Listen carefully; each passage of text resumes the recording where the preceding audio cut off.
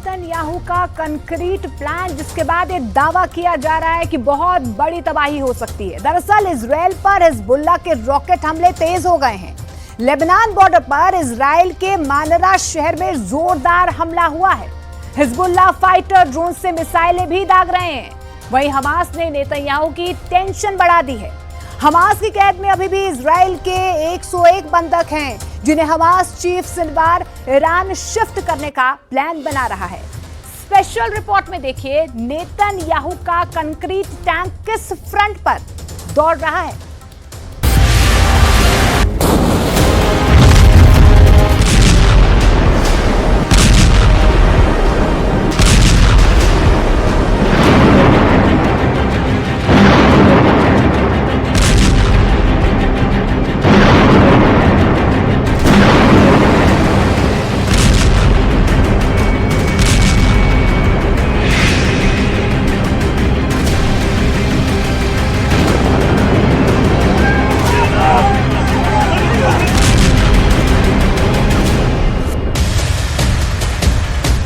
युद्ध Hamas Israel के बीच है, लेकिन हमास का रिमोट कंट्रोल तेहरान में है।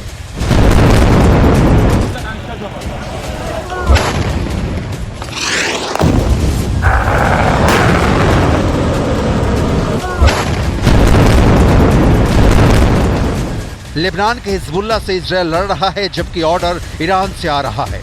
यमन के हुथी इजराइल को मिसाइल से दहला रहे हैं। इनका भी स्विच ऑन ऑफ तेहरान से हो रहा है। सीरिया के शिया मिलिशिया इजराइल से टकरा रहे हैं, इन्हें भी ईरान भड़का रहा है। इजराइल को फोर फ्रंट पर घेरने वाले मास्टरमाइंड हैं ईरान के सुप्रीम लीडर अली खामनेई।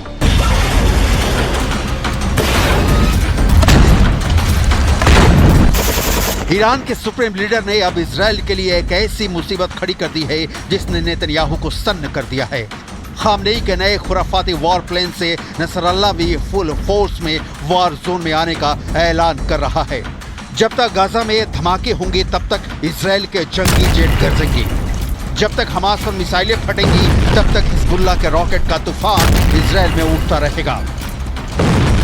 ये नई धमकी सीधे नेतन्याहू को नसरल्लाह ने दी है। साथ ही हिजबुल्लाह चीफ ने लाउड एंड क्लियर मैसेज देकर उत्तरी इजराइल को खंडहर बनाने का ब्लूप्रिंट दिखाया है।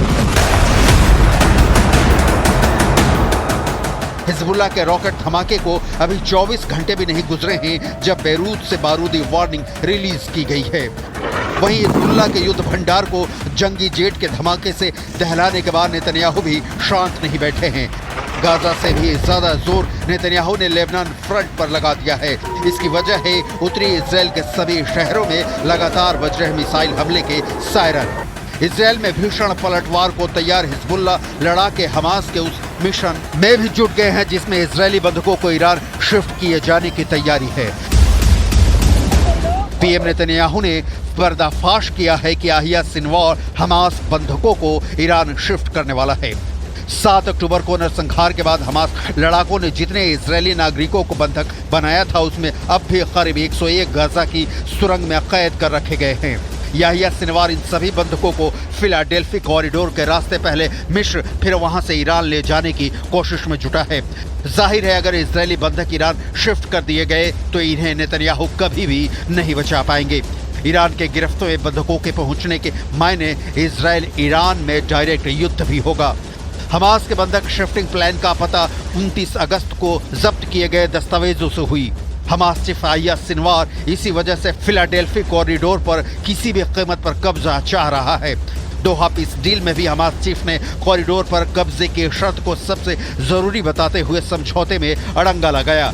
जैसे ही नेतन्याहू को सिनवार के अगले कदम की भनक लगी, उन्होंने एक प्रेजेंटेशन देकर हमास की साजिश को धुआं करने का ऐलान कर दिया। I'm willing to make a deal. I made one already. One that brought back 150 hostages, 117 alive. And I'm committed to return the remaining 101. I'll do everything I can to get them in. But leaving Philadelphia does not advance the release of the hostages.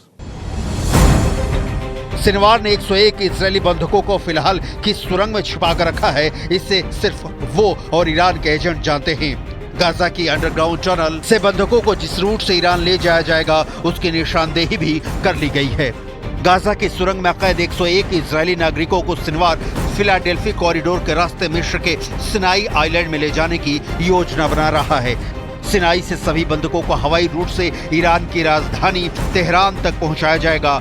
Tehran की secret location जहां कुछ force का पहरा होगा, वहां बंधकों को रखकर फिर इजरायल से मुंह मांगी डिमांड करने का प्लान है।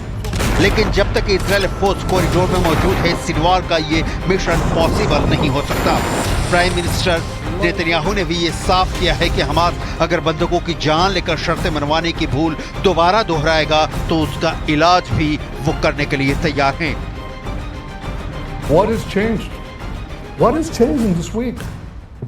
What's changed is that they murdered 6 of our hostages in cold blood.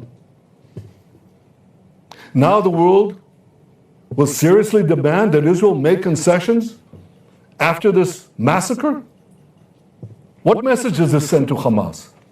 I'll tell you what the message is. Murder more hostages, you'll get more concessions. That's not only illogical, it's not only immoral, it's downright insane. So it's not going to happen. Netanyahu की नई रणनीति ने America की भी tension बढ़ा दी है। President Biden Hamas Israel की deal को जल्द से जल्द लागू करवाने की कोशिश में जुटे थे। हालांकि अब तक बात बनने के बजाय बहुत ज्यादा ही बिगड़ गई है। White house national security council के प्रवक्ता जॉन किर्बी ने पीस डील पर जो कहा, उससे साफ हो गया है कि हमास इजरायल में अब सिर्फ युद्ध होगा।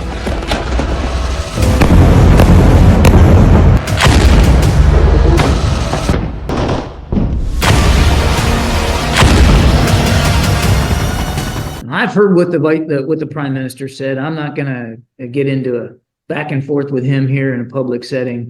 He can speak for his comments, and he can speak for where he is. But what I can assure you is our communication with our Israeli counterparts continue, and we still believe that though this is incredibly difficult, that we can in fact, if there's compromise, if there's leadership, that we can still get there. US president Biden की युद्ध विराम की पहल flop होने के साथ ही पूर्व राष्ट्रपति और फिलहाल प्रेसिडेंट पद के दावेदार डोनाल्ड ट्रंप फ्रंट फुट पर आकर इजरायल को सपोर्ट कर रहे हैं। डोनाल्ड ट्रंप ने अपने चुनावी कैंपेन में इजरायल के वजूद पर मंडरा रहे खतरे का माहौल बना दिया है। डोनाल्ड ट्रंप ने गुरुवार को लास वेगास में रिपब्लिकन यहूदियों की एक सभा को संबोधित किया। चुनावी रैली में ट्रंप ने दावा किया है कि उनके चुनावी नतीजे पर इजरायल हजारों सालों तक अमेरिका के साथ रहेगा। लेकिन कमला हैरिस चुनाव जीती तो इजरायल का वजूद इस धरती से मिट जाएगा। डोनाल्ड ट्रंप ने यहूदी वोटरों को लुभाने के लिए ये तक कहा कि अगर आप डेमोक्रेट उम्मीदवार को वोट देते हैं तो अपने दिमाग का इलाज करवा लीजिए।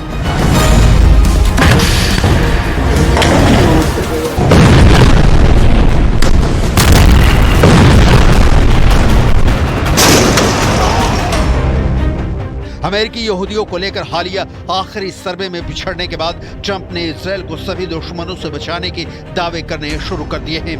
डोनाल्ड ट्रंप ने यहूदियों को बर्बादी से बचाने के साथ ही दुनिया को तीसरा विश्व युद्ध रोकने की गारंटी भी दी है।